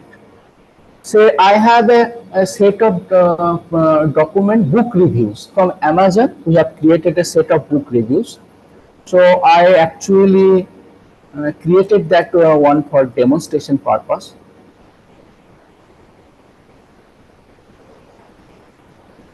It is available, I don't know, home, desktop, presentation. I do hope it is, I have kept it there. Sentiment, okay. So this is sentiment data set, not minimum number of data I have given. So you can see here, this is a data set I am having, almost 2000 book, 1973 number. And this is the review written by different user. You all know that Amazon reviews are there, book reviews, Goodread book reviews, then Times London book, best selling books reviews. So these are the reviews I have collected from 1973 number of books. And again, I don't want to say, send all these 2000. Just to show you, I want to send 15 only. So let me create a column called ID so that I can select a set of books. So it is doing only numbering this one so that I can restrict this number. So now I can go for facet, custom text facet history, then say 1 to 50. So it will create a true false things. True is 50. So first 50 I have selected, 1 to 50, and this 50 I am going to throw again to Dandelion for sentiment analysis. So edit column, add column by fetching URL. So this I already explained before you that it is actually going to data Dandelion sentiment analysis with the text, this one. So let's say Dandy. Now this time it is going there to throw the text and getting the text categorization, whether it's a positive review, negative review, or a neutral review. So automatically it is doing on the basis of the back-end machine learning. I have not installed anything. I will be showing you in the third group, the complex group, how I can install and automatically create subject indexing system. Now you see it gave me result, and I can, this is in JSON format, JavaScript object notation. I can now extract this one, add column on the basis of this column. So I can write a GRAIL, this is called General Refined Expression Language, where I can read this GRAIL and can extract data.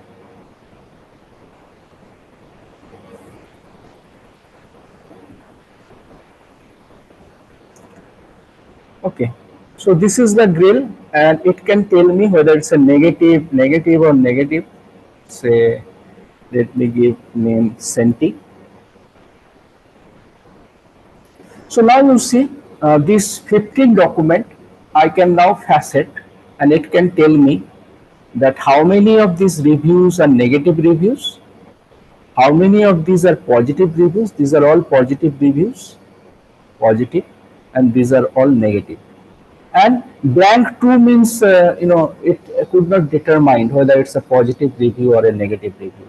So the beauty is that I can collect a set of book reviews, then throw it to the backend machine learning interface, and it can tell me whether it's a positive or negative book review. And on the basis of that, I can decide whether I am going to buy this book or not.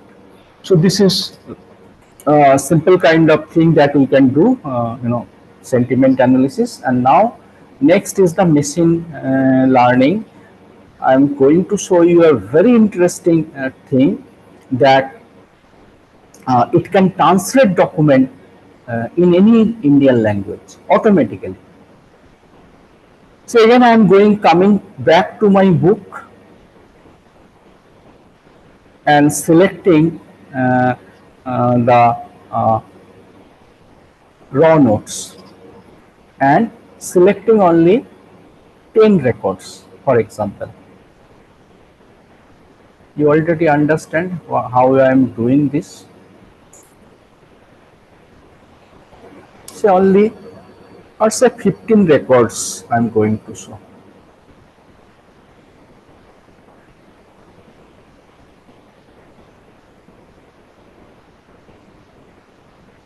Custom text facet value.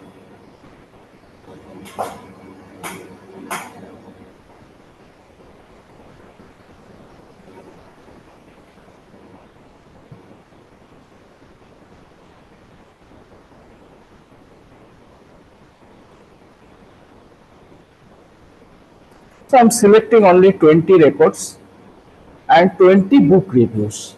Okay, so I'll throw this raw note to convert this data in Marathi language. So let me try to do that. What I am going to use a backend system called My Memory Translation.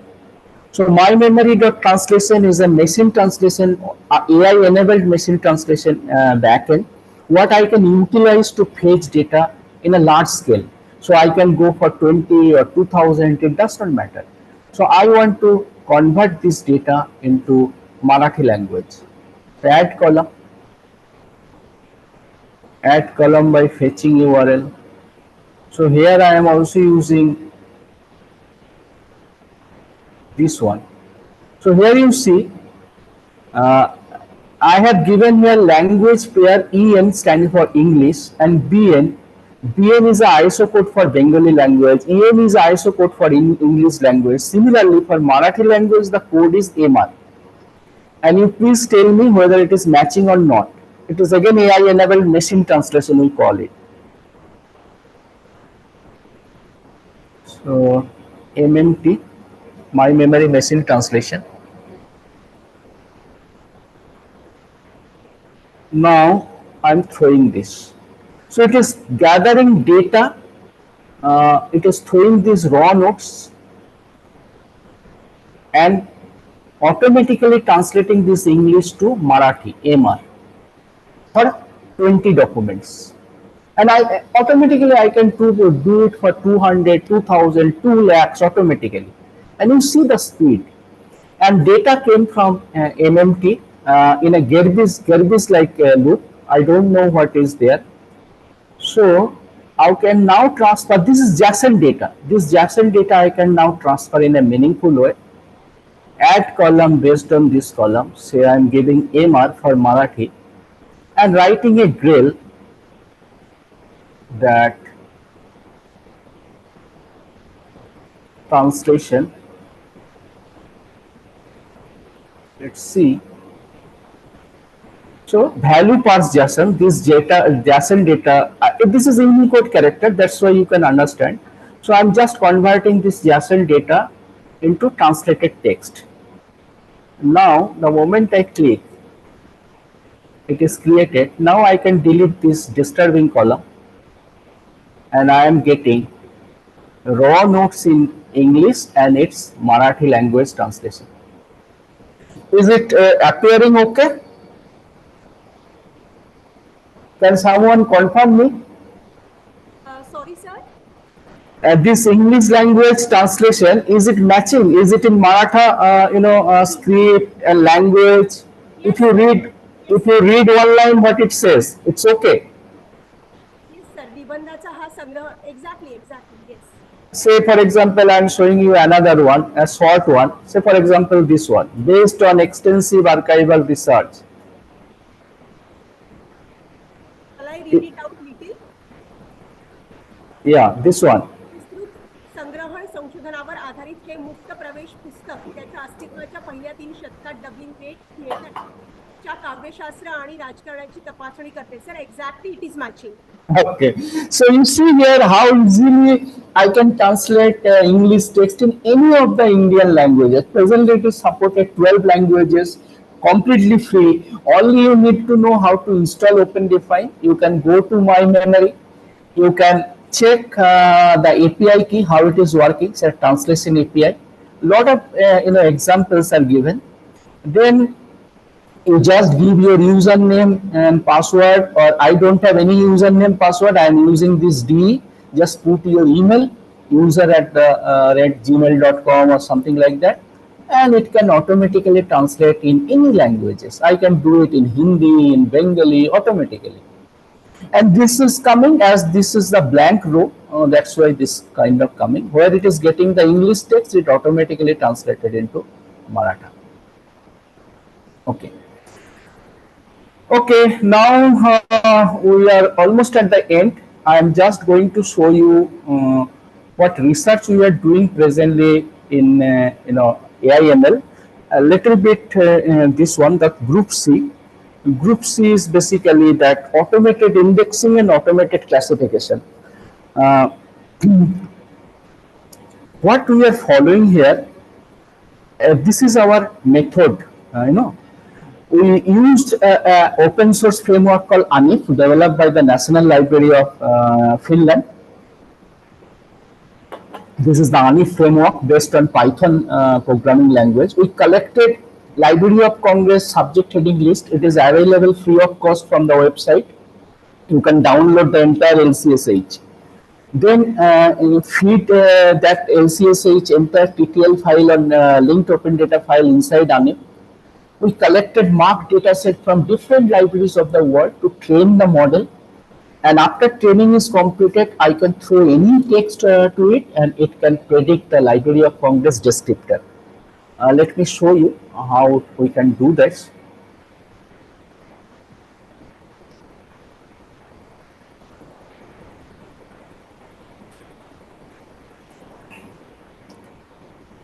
So I'm starting my ANIF. And this part cannot run on Windows. ANIF cannot run on Windows. ANIF need any Linux machine, either Ubuntu, Debian, or Fedora. But you just see that what is the future. How we can automatically catalog and classify. So ANIF started. If I say ANIF run, so ANIF can run now, and I can open ANIF. So this is the ANIF thing, and we have developed, we are experimenting rather actually, a lot of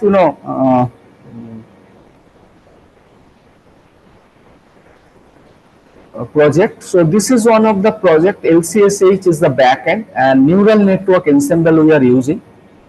And any book, suppose I am searching a book from Library of Congress, catalog.loc.gov.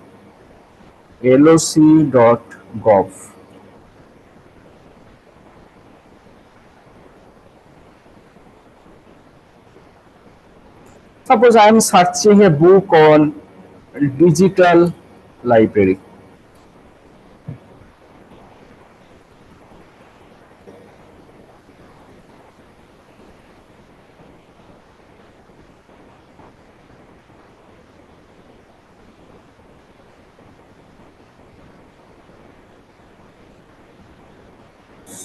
say digital or rather web indexing.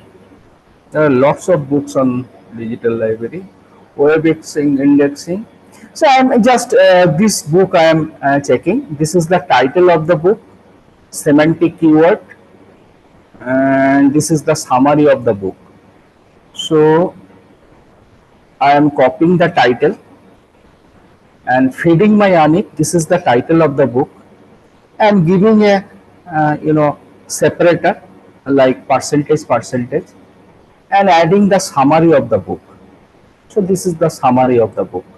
So on the basis of this data, we people actually select, and these are the Library of Congress subject heading created by a human person, application software, AI, database management, information storage and retrieval for this book. This is a trained librarian created this LC subject from Library of Congress subject heading.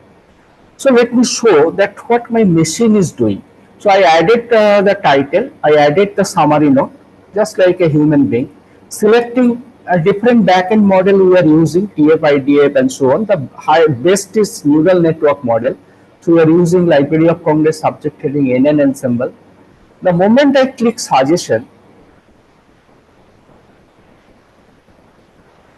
the backend model will be loaded.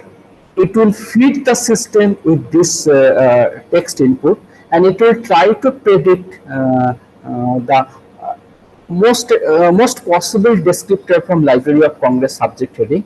Then we will match it, whether it is matching with our human trained professionals or not. Initially, it take a few seconds to load the model because neural network is a heavy model, and at the back end you can see this work is going on. So it is loading our entire model in the ANIF, and you can select at the best you need 10, 15 or 20. The default is 10.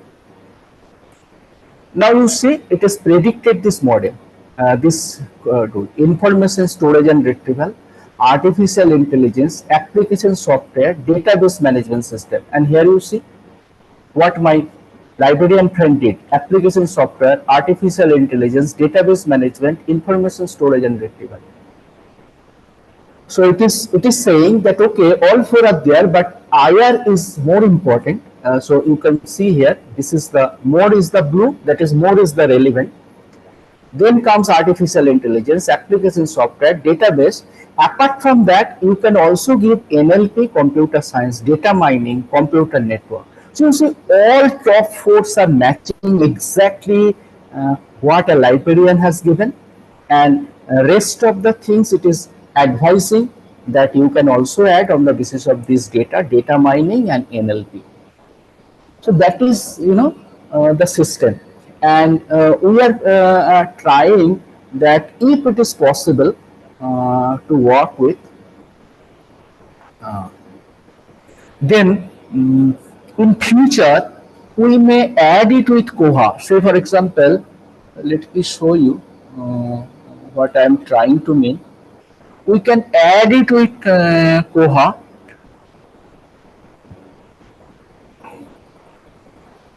Still we are trying this, but it is quite possible as it is REST API enabled. Okay. So this one you see in 245 I have added title, 520 note in mark data.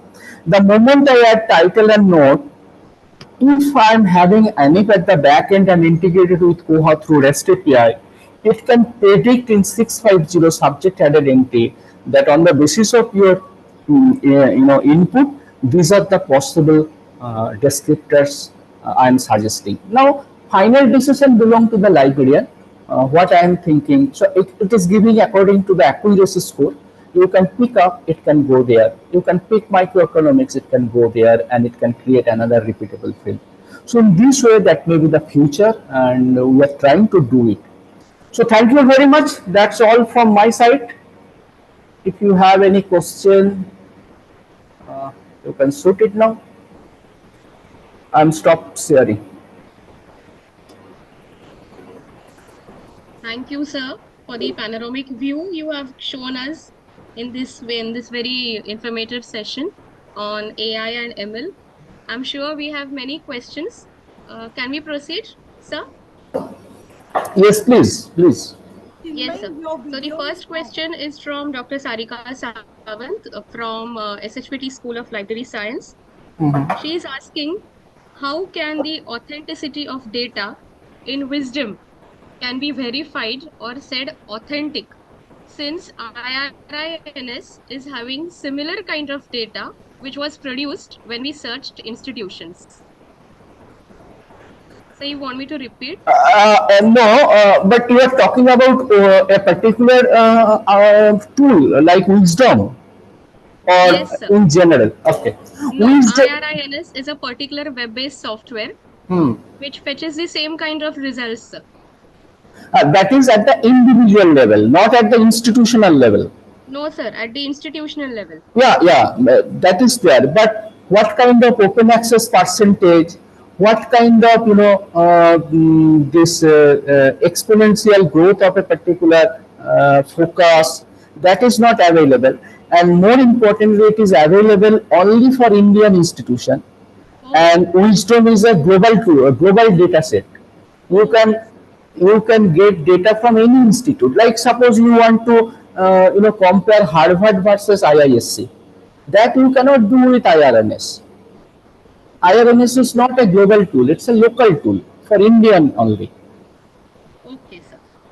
Second question is, if Insightful is giving data such as the number of citations when you dragged from Zotero and dragged in and dropped in Insightful. Hmm. Similarly, Web of Science gives, then what is the future of Web of Science? In fact, if you are taking my future prediction seriously, then I will say this all commercial database should die. You see, this Web of Science, Scopus, they are fetching money like anything. Correct. Scopus is actually costing us around 20 lakhs, Web of Science around 30 lakhs. So most of the cases you go by the lanes, this dimension or OpenLX. OpenLX is coming in a big way. So these are much better than Scopus or Web of Science. But we generally don't use it. I don't know what is the reason. The future of the commercial database is very green, and open access is very much in thing, particularly open access dataset. And personally, I think we library professionals should promote the open access dataset. We can do much more better. No. Yes, sir. Thank you. Sir, the next question is from Dr. Joanne Lopez, who is a staff of St. Teresa's Institute of Education. She is asking how library professionals should look at AI as a job threat or as an opportunity to become more skilled professionals. After my presentation, do you think this is a threat to the library professionals? I don't think so. You see this AI-enabled subject indexing system, it is actually helping you. So you can reduce your technical reading time. It can predict a set of descriptor for you, but you are the final authority. You are the trained professional to pick that what particular term. Suppose accuracy score of a particular descriptor may be very high, but you think, okay, this low accuracy score term is also very important. That decision belongs to you as a professional. So when you are saying that when you are typing in mobile phone, it is predicting the word. So have you ever felt that threat? Okay, I am forgetting language and mobile is taking care of my language. So I am threatened by my mobile. No, no. So treat this as a tool, a next generation tool only that cannot replace you. Machine cannot replace human being. These are all helping aid.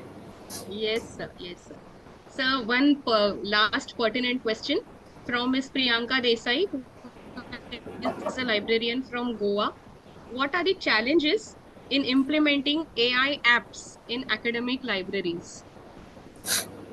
Actually, you see, AI won't be like a software installation in every library. So don't worry that you need to learn it like Koha or Dispace or Greenstone. You need to implement it. Most of the cases, what we are trying here. So, for example, we are developing ANIP in a big way. We are collaborating with National Library of Finland, We are trying DDC based class number production. So if it is successful, if we achieve a certain level of accuracy score, then we can easily create a national level survey. You just need to patch it up with your local koha or local ILS, so that the moment you add title, it can predict the subject indexing or class number. So it will be a national level or state level initiative. At the end of the at the end user library, agency, it will be simply a REST API enabled fetching, nothing more than that. So there will be no steep learning curve. But if you are interested, this is really very interesting area. So then you can read it. But it will not be like a software that you need to learn and install everywhere. Thank you, sir, for all Thank the you, Chinmay. answers. Before proceeding to the vote of thanks, I request all the participants to switch on their videos, and we will have a very nice group photograph. On a count of three, Shakuntala madam will click the photo. No, here. Shakuntala madam, please note. Yes. Sure, sure. Everybody, everybody, please. On a count bring of the three, photo I picture. repeat. So 1, 2, 3. And some are not visible. Let's wait for 1 minute. 1 more minute. Thank you. I now hand over the session to Pradnya madam for the vote of thanks. Yes. Last 3 minutes. Respected speakers, principal in charge of the both the institutes, and dear participants. I am here to propose vote of thanks, which is very, very important. On the behalf of both the colleges, I would like to extend my sincere thanks to our esteemed speaker who shared his knowledge and expertise on AI and machine learning and its implications in the library. This presentation has provided us with valuable insights into the latest trends and development in this field. I express my sincere gratitude to the management of both the institutes. I am very grateful to principals in charge of both the colleges, Dr. Rizil D'Souza and Professor Dr. Sunena Kadi. Special thanks to Chinmay Bhange, Librarian of St. Francis Institute of Technology, and my special thanks to Mr. John Payne for valuable help for creating e-certificates. I wish to express my thanks to my faculty members of both the colleges, non-teaching staff, and admin staff of the both institutions, and our students are always motivators for us. I would like to thank all participants for their enthusiasm and interest in this topic. Your questions, comments have made this event more interactive and informative. Last but not least, I thank God Almighty for helping us throughout the session. Thank you very much, and we'll raise for the national anthem.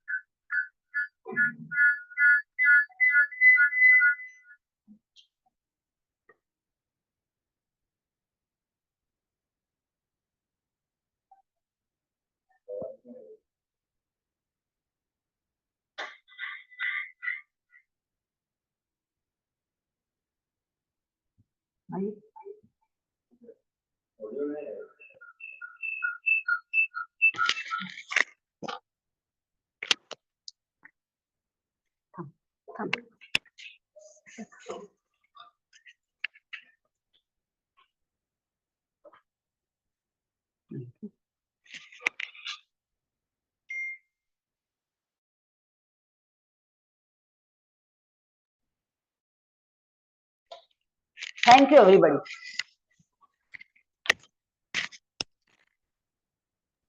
Participants, within 5 minutes, I will be posting the feedback form in the WhatsApp group. Kindly fill it to get the certificates. Few certificates will be issued today and few will be issued in the next 2 days. Thank you so much for your patient hearing and participation. Thank you, sir. It was really, really wonderful session.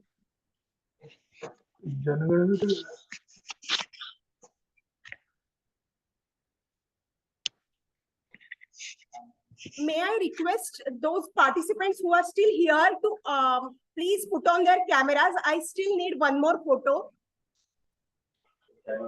before they leave.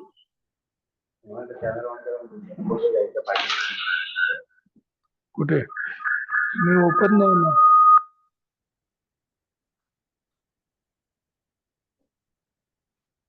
Open नाही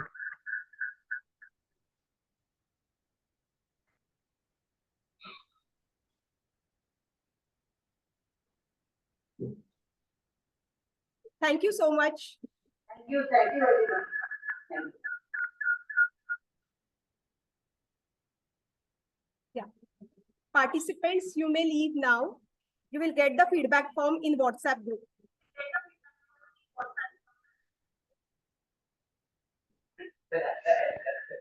No. Can we end the meeting, Shakuntala madam? Yes, you can end the meeting.